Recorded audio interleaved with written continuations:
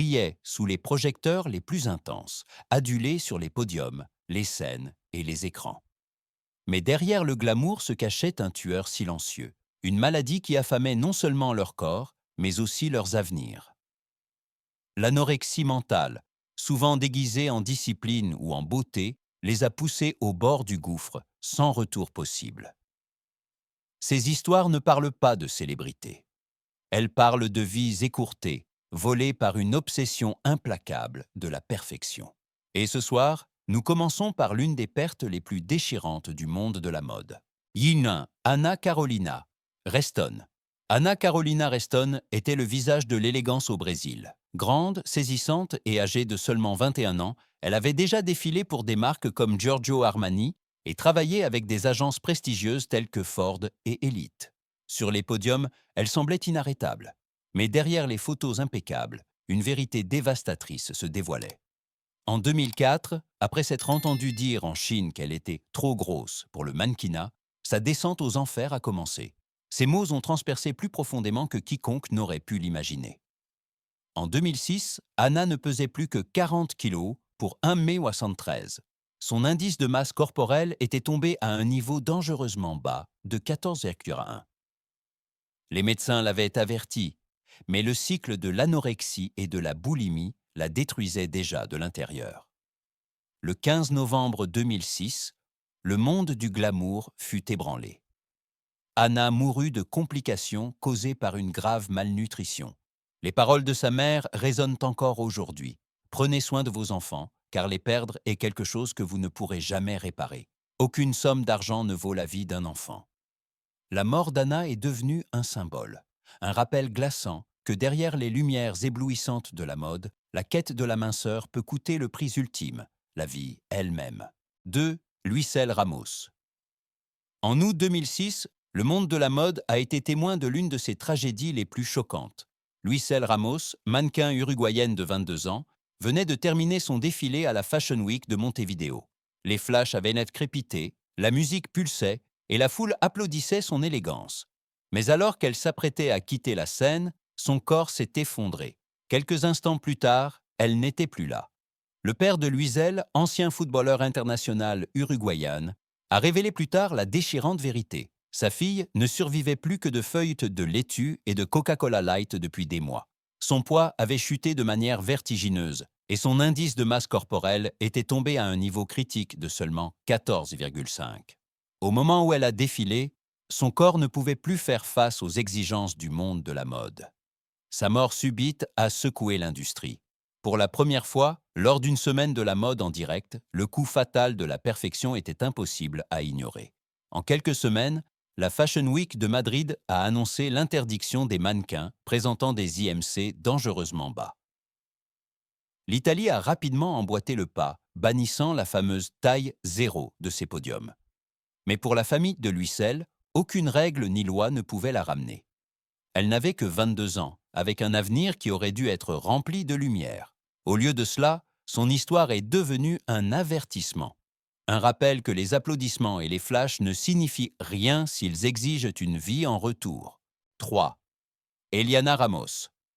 6 mois après la mort choquante de Luisel, la tragédie a de nouveau frappé la famille Ramos.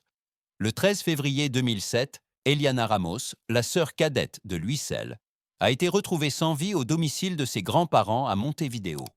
Elle n'avait que 18 ans. Eliana avait suivi les traces de sa sœur, se forgeant sa propre voie en tant que mannequin prometteur. Elle avait la taille, la beauté et la promesse d'une longue carrière. Mais tout comme Luisel, elle était également soumise à une pression immense pour rester incroyablement mince. Dans les semaines précédant sa mort, beaucoup de ses proches avaient remarqué à quel point elle avait drastiquement perdu du poids. La cause officielle a été attribuée à une insuffisance cardiaque liée à une malnutrition sévère. Pour la famille Ramos, c'était un cauchemar qui se répétait. 2 jeunes filles, 2 avenirs prometteurs, tous deux volés en moins d'1 an. Leur grand-mère, qui a découvert le corps d'Eliana, décrirait plus tard la scène avec des mots qui portaient une douleur insupportable. Cela m'est arrivé 2 fois. Je suis entré et elle ne s'est tout simplement pas réveillée. Les décès de Luisel et Eliana ont envoyé des ondes de choc à travers l'Amérique latine et au-delà. Deux cercueils, côte à côte, ont raconté une histoire plus forte que n'importe quel podium. Ensemble, les sœurs sont devenues un symbole de la vérité la plus sombre de l'industrie, que la demande de perfection peut tuer, et que le silence est souvent préféré à la responsabilisation. 4. Lena Zavaroni. Elle n'avait que 10 ans lorsqu'elle a stupéfié le Royaume-Uni avec une voix qui semblait bien trop puissante pour une si petite enfant. Le premier album de Lena Zavaroni, Ma, He's Making Eyes at Me, a directement atteint le sommet des classements, faisant d'elle la plus jeune personne à connaître un tel succès. C'était une enfant star dotée d'un talent qui promettait une vie entière de musique. Mais la célébrité à un si jeune âge a eu un prix écrasant. À 13 ans, Lena luttait déjà contre l'anorexie mentale. La pression de la performance, l'exigence d'être toujours parfaite sur scène et l'examen minutieux de sa vie sous les yeux du public l'ont poussée dans une spirale dont elle n'a jamais pu s'échapper. Son poids a chuté de manière alarmante, parfois jusqu'à seulement 25 kilos. Des hospitalisations ont suivi, ainsi que de longues périodes où son corps était trop fragile pour poursuivre sa carrière musicale. Des amis ont essayé de la joindre. La chanteuse Lulu s'est souvenue avoir travaillé avec Lena et avoir été choquée par sa frêle silhouette. « J'ai vu les signes », a-t-elle admis plus tard, « et j'aurais aimé en faire plus. » Mais la maladie était implacable, entraînant Lena plus profondément dans son emprise année après année. Le 1er octobre 1999, à seulement 35 ans, le combat de Lena Zavaroni a pris fin tragiquement. Son père, Victor, a parlé plus tard avec fierté et chagrin. « Je ne m'attendais pas à ce que ma fille meure si jeune, mais je suis fier qu'on se souvienne encore d'elle. Je m'accroche aux moments heureux. » L'histoire de Lena reste un rappel obsédant de ce que les enfants prodiges endurent bien souvent. Un talent qui éblouit le monde, mais sous des projecteurs si durs qu'ils peuvent les consumer bien avant leur temps. 5. Isabelle Carrot. Dans le monde de la mode, elle était inoubliable, non pour le glamour des podiums, mais pour la vérité crue et brutale de son image. Isabelle Carrot, mannequin et actrice française, est devenue le visage d'une campagne mondiale qui a forcé le monde à faire face à l'anorexie. En 2007, à seulement 27 ans, elle a posé nue pour le photographe Oliviero Toscani. Mais il n'y avait aucune retouche beauté, aucune élégance soigneusement mise en scène. Ce que les gens ont vu était son corps frêle et émacié, des os saillants sous une peau translucide. C'était choquant, c'était déchirant, et c'était impossible à ignorer. La lutte d'Isabelle contre l'anorexie avait commencé à seulement 13 ans. Au plus bas, elle pesait à peine 25 kilos. En 2006, elle est tombée dans le coma suite à une malnutrition, échappant de justesse à la mort. Elle a essayé de riposter, écrivant ses mémoires. La petite fille qui ne voulait pas grossir et apparaissant dans des émissions de télévision pour sensibiliser le public. Son message était brutalement clair. Les régimes et les standards de beauté n'étaient pas inoffensifs. Ils pouvaient tuer. Malgré son courage, son corps avait subi trop de dommages. Le 17 novembre 2010, Isabelle Carrot est décédée à l'âge de 28 ans. La cause officielle n'a jamais été entièrement confirmée, mais des années de privation avaient brisé son corps, au-delà de toute réparation. Son coach d'acteur, Daniel Duval, a résumé son décès avec une amère vérité. Sa mort a été un gâchis total. Elle était malade depuis bien trop longtemps. L'héritage d'Isabelle perdure non pas dans les couvertures de magazines glacés, mais dans l'avertissement qu'elle a laissé derrière elle. Elle a exposé sa souffrance pour que le monde ne puisse plus détourner le regard. Son histoire reste un douloureux rappel que le silence et le déni peuvent être aussi mortels que la maladie elle-même. 6. Jérémy Gilitzer. Pendant des années, Jérémy Gilitzer a été l'incarnation de la beauté masculine, des traits ciselés, un corps athlétique et un sourire qui semblait destiné à toutes les couvertures de magazines. Il était le genre d'homme que l'on imaginait tout avoir. Mais derrière les photos impeccables se cachait un secret dévastateur. Jérémy luttait contre une maladie que la plupart n'associaient jamais aux hommes. Il a lutté contre l'anorexie pendant des années, une bataille qui a détruit l'image même qu'il avait rendue célèbre.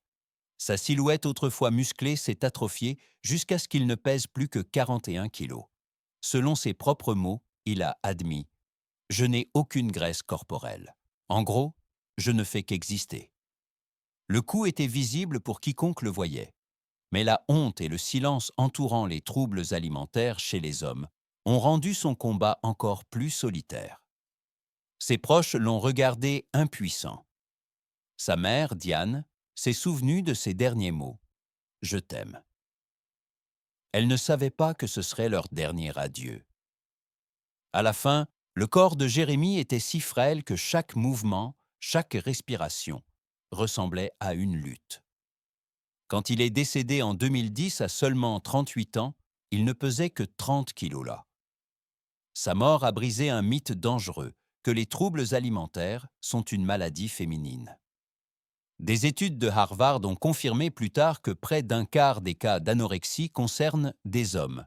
Un fait que Jérémie avait essayé de souligner simplement en existant dans un corps qui racontait la vérité de manière trop douloureuse.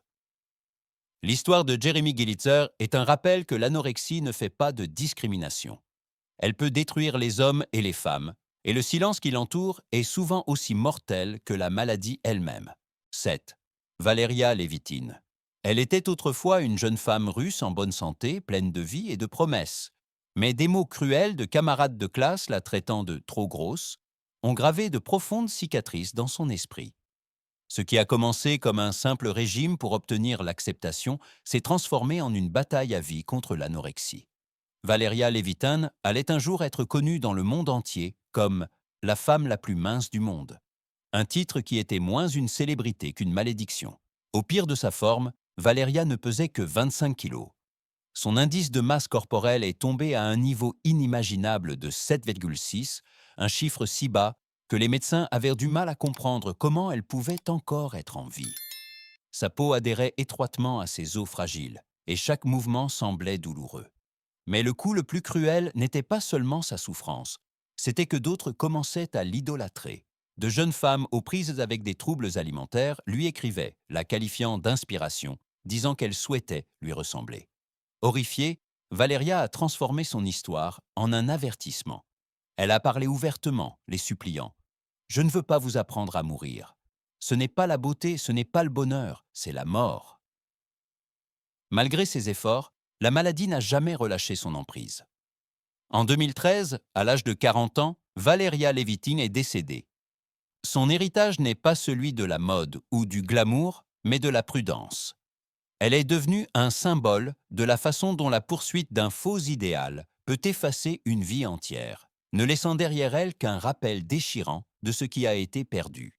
Cette vie, cette histoire, toutes écourtées par le même tueur silencieux. Des podiums glamour du Brésil aux lumières vives de l'Écosse, des campagnes parisiennes aux couvertures de magazines américains. Chacune de ces stars portait des rêves qui auraient dû durer toute une vie.